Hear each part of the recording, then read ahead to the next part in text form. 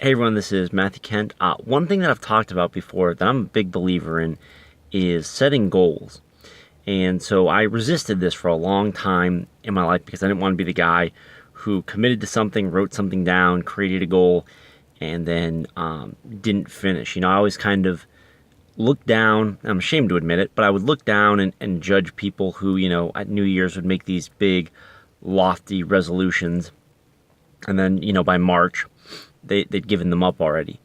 And so one of the things that's going on here is, fear. I talk a lot about fear.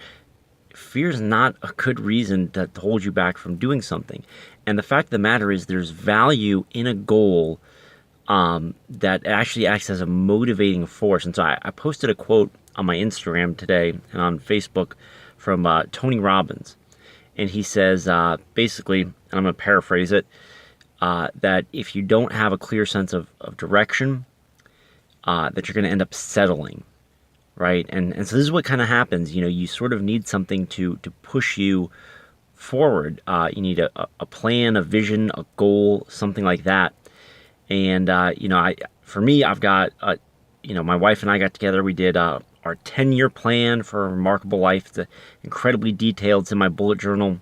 It's like 3 or 4 pages written out longhand about what we want our life to look like in the year 2027. We did that back in January. I've got goals for this year, for 2017, specific goals with a deadline, the end of the year, and they're pretty aggressive.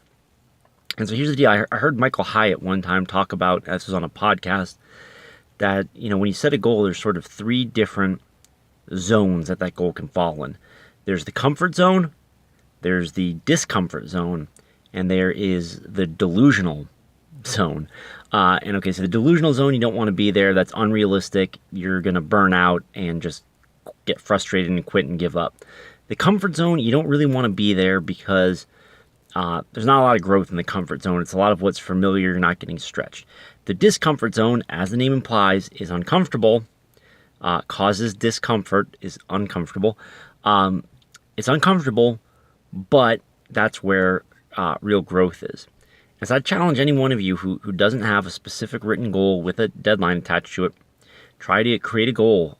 Try to put it in the discomfort zone as much as you can. And it doesn't matter what kind of goal it is, goal for weight loss or for working out or for a diet or for starting a business or for studying or whatever you're going to do, goal to, get straight A's in school. The bottom line is you can grow if you push yourself to grow. And it's not just that easy that you write the goal and then it magically happens. You've got to put in the work, but it gives you the direction and the framework to keep moving forward.